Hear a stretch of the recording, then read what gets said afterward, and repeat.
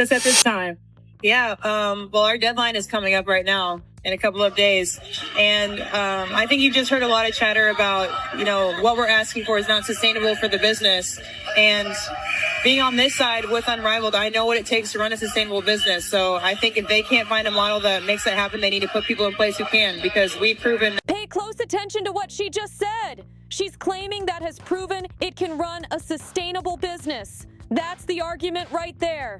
But how does a league that's only been around for season, hasn't turned a single profit, and is already losing its top stars before season 2 even starts, count as sustainable? And then she uses that as proof that the WNBA should give in to their CBA demands. The confidence is wild, but the logic behind that, that's what really needs breaking down. Then she says it. The sport has grown so much. But wait. She slips in the real truth without realizing it. Has grown so much, conversation around it has gone down. Oh no. The sport has grown so much that the chatter around it has gone, oh, you hate to see it. The more the sport grows, the less people seem to be talking about it. The WNBA just had its biggest season ever. Record viewership, packed arenas, media hype everywhere. And now, just months later in the offseason, the buzz has completely died down. Yet somehow this silence is her reason the league should pay more. Why are you doing this to us? We don't like this type of nonsense. Just be straightforward with us. Be straightforward with us, please. So I think if they can't find a model that makes that happen, they need to put people in place who, you know what, let's put you in place. Let's put you, Brianna Stewart, Kelsey Plum, Brianna Turner, and that go. Let's just put all you guys in charge. You guys run the WNBA. Ooh, wait. Now check how the internet reacted. All it took was 7 to 9 possessions. Yeah, that's it. A handful of plays and people instantly remembered why they weren't hyped about Unrivaled to begin with. The games felt flat. The crowd was dead quiet. The shooting percentages were so bad they'd make a high school JV team blush. And the biggest names in women's basketball, most of them didn't even join, or they're already planning their exit. Without you guys, with Sophie, without you guys. You guys do your own thing in this make-believe league, and WNBA will move on. Let me just say something about Unrivaled, because I watched about 7 to 9 possessions. I think I told you that. But apparently, this is the model Nafisa Collier wants the WNBA to copy. That's where things get messy. Here's why this comparison falls apart fast. Unrivaled plays all its games in one spot, trains in the same building, and barely has any overhead costs. No cross-country travel bills, no arena leases in 12 different cities, no scheduling nightmares with the NBA. It's basically a glorified training camp with TNT cameras pointed at it. And somehow, they're calling that a sustainable business? Come on! That's not just a bad comparison, it's straight up misleading. And this next part should seriously worry WNBA fans. Nafisa Collier isn't just another player. She's actually on the Players Association that's negotiating the new CBA. Pop-up shop. This is a pop-up league. Sustainable business in year 2. Good Lord. She sounds like someone taught her a few jargon keywords and thought they could pass her as an intelligent business. Oh no. With all due respect, you're only your second year of Unrivaled, so I highly doubt you know in depth what it takes to run a sustainable business. I'm sure at some point in the future that will resonate. She's one of the people sitting at the table trying to decide what's fair. And her entire take on what makes a business sustainable comes from a mini league that's been around for barely 8 weeks, plays in one building, and runs completely on private investors who are fine losing money just to look supportive. That's who's demanding the WNBA find a way to give players 50% of revenue. That's insane! Here's why that matters so much. When someone like Collier says stuff like this in public, it totally warps how fans see the situation. It makes people think the WNBA is just being stingy or holding back the cash, when in reality, it's not that simple. The WNBA operates across 12 markets, works around NBA schedules, keeps full-time staff employed all year, and manages huge operational costs. Unrivaled doesn't deal with any of that, not even close. And judging by what I've seen online, people aren't buying the hype. The reaction was fast and harsh. Fans who actually tuned in for Unrivaled's opening night left disappointed. The gameplay? Let me know. How's it not? Is Unrivaled even on tonight? I think it is. Are you going to be watching? Let me know. Are you not? Let me know. Let me know your thoughts down below. Like the video, subscribe, that would mean so much to me. Nafisa Collier, come on, man. When you say stuff like that, it just... Pretty much identical to last season's WNBA. Missed shots, sloppy execution, and no spark to pull viewers in. It wasn't the revolution they were promised. It was just the same thing with a different logo. Turnovers everywhere, sloppy plays, low basketball IQ, and the energy completely dead. Fans online were even saying tickets were being handed out for free just to fill the seats. And this is the so-called sustainable model that's supposed to pressure the WNBA into changing its entire business setup? Seriously? Let's break down what sustainability actually means. A truly sustainable business brings in enough money to cover its costs and still give investors a return. But Unrivaled, they're burning through investor cash with zero signs of profit. TNT's airing their games, but nobody's watching. Advertisers are paying for exposure they're not getting. So when renewal time comes around, what do you think happens? Those sponsors won't be lining up again. This whole thing runs on billionaires willing to lose money just to look supportive of women's basketball, and that's not sustainability. That's charity with a PR spin. And now comes the part nobody's talking about, the giant conflict of interest. Nafisa Collier co-founded Unrivaled. She's not just playing in it, she owns a piece of it. That means she has a direct financial reason to hype this league up, even when the numbers clearly don't back it up. At the same time, she's helping negotiate the WNBA's new CBA, using Unrivaled as her proof that higher salaries are possible. How is that not a massive conflict? She's literally competing against the WNBA for players, media attention, and sponsor money, while also sitting at the table demanding the WNBA pay more. That's wild. Now let's break down her actual argument. Collier says, if the WNBA can't figure out how to build a sustainable model, they should hire people who can, because Unrivaled already proved it's possible. But let's pause on that for a second. What has Unrivaled actually proven? They've proven that if you can convince rich investors to accept losses forever, you can pay players well. For 8 weeks. They've proven you can get a TV deal if you're willing to take a dirt cheap rate. They've proven you can pack a small gym if you hand out enough free tickets. None of that shows real sustainability. Meanwhile, the WNBA's been here for 28 years. That's nearly 3 decades of surviving economic crashes, shifts in how people watch sports, and media shakeups. They've built something that lasts, something that gives steady jobs not just to players, but to coaches, trainers, front office teams, arena crews, and media staff across 12 cities. That's what true sustainability looks like. That's what running a real business means. Balancing costs and income year after year. No billionaire safety net needed. Unrivaled, on the other hand, is basically a pop-up league, a short-term showcase that only exists because investors are willing to gamble on potential growth. There's nothing wrong with that, but it's not comparable to running a full-scale sports league. It's like comparing a food truck to a national restaurant chain and saying, see, the restaurant's wasting money on rent. It just doesn't make sense. And the timing of Collier's comments couldn't be worse. The WNBA just wrapped up its biggest season ever. Caitlin Clark's rookie year sent ratings through the roof. Arenas were sold out, and fan engagement was at an all-time high.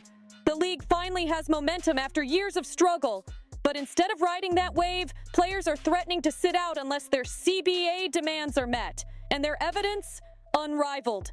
A league that hasn't proven a single thing about long-term survival.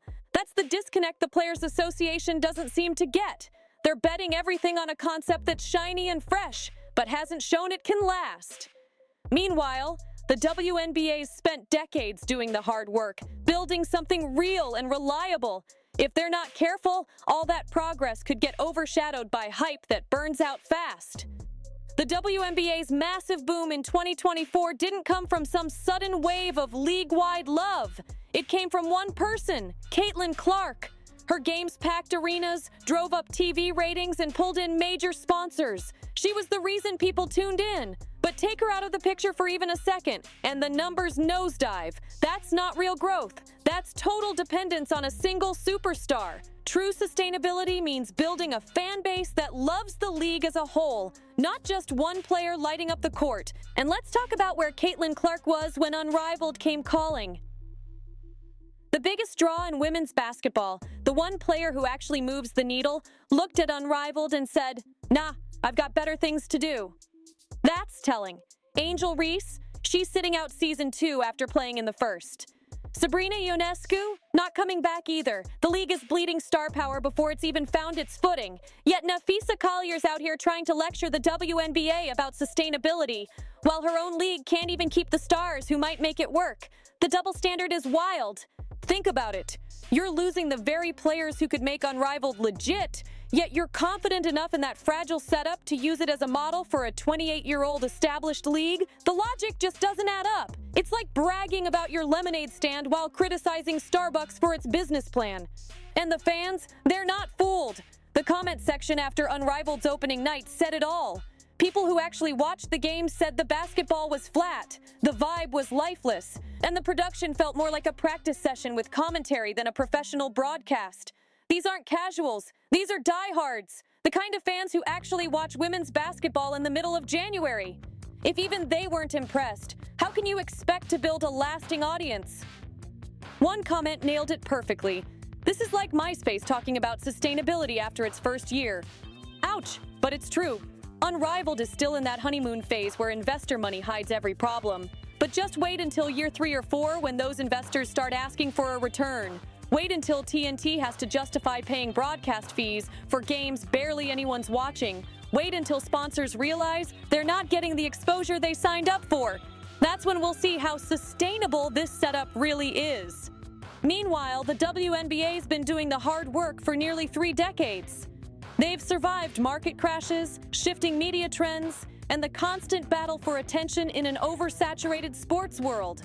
They've had to navigate complex revenue sharing with the NBA, build loyal fan bases in smaller markets, and fight for consistent media coverage, all while maintaining a full-time infrastructure that employs hundreds of people year-round. That's what real sustainability looks like. And yet, the Players Association's big argument is to point at a short-term, single-location league that plays for 8 weeks and say, "See, they figured it out." Come on, that's not business strategy. That's wishful thinking dressed up to sound serious. There's a difference between running a summer project funded by hype and managing a legitimate professional sports league that operates year-round. So here's the question. Nafisa Collier and the Players Association really need to answer. If Unrivaled is truly sustainable, then why do you even need the WNBA? Why not just play there full-time, take those higher salaries, and walk away? Because the truth is simple. Unrivaled can't do that. It can't fund a full season, it can't pay players year-round, and it can't offer the structure, resources, or stability the WNBA already provides. Yet somehow it's being paraded around as the gold standard for sustainability. The irony is almost unbelievable. If the Players Association keeps holding up Unrivaled as proof of what the WNBA should be, they're not just ignoring reality. They're betting the future of women's basketball on a short-term illusion. Here's the truth that no one wants to admit. Unrivaled only exists because the WNBA exists. It's not some revolutionary standalone league. It's a side hustle that runs for 8 weeks, paying players because they already have steady income and exposure from their WNBA contracts. Without the WNBA's platform keeping those athletes in the spotlight the other 10 months of the year, Unrivaled wouldn't even have recognizable names to promote. And without WNBA salaries acting as a financial safety net, Unrivaled couldn't lure any serious talent to begin with. So let's call it what it is. It's a parasitic relationship being dressed up as proof of a superior business model. And that's exactly why Nafisa Collier's comments hit such a nerve. She's cashing in on everything the WNBA has built, its reputation, infrastructure, and audience reach, while turning around and claiming that Unrivaled has proven a better way. It's like biting the hand that feeds you, then saying it should have fed you more. She's literally having her cake and eating it too. than complaining that the WNBA's cake isn't big enough. The owners aren't refusing to pay players just for fun or out of spite. They're running real businesses. Each franchise has to make the numbers work, balancing expenses and revenue across 12 cities with completely different economies. They're not just fighting for attention with other women's sports. They're going up against the NBA, NFL, MLB, and NHL all at once. And somehow, through all that chaos, they're still trying to build something stable, long-term, and profitable. That's not stinginess. That's real sustainability. Meanwhile, Unrivaled isn't a proven business. It's a gamble. Investors are betting that if they condense all the best talent into one flashy spot, they can make women's basketball feel like a premium experience. And sure, maybe that gamble pays off someday. Maybe 5 years from now, it becomes self-sustaining. But right now, it's still a money pit. Using a one-year-old, investor-funded, loss-making startup as evidence that the WNBA should completely rebuild its economic structure isn't just bad logic. It's straight-up propaganda. And now here's where things get real tense. The new CBA deadline is creeping closer.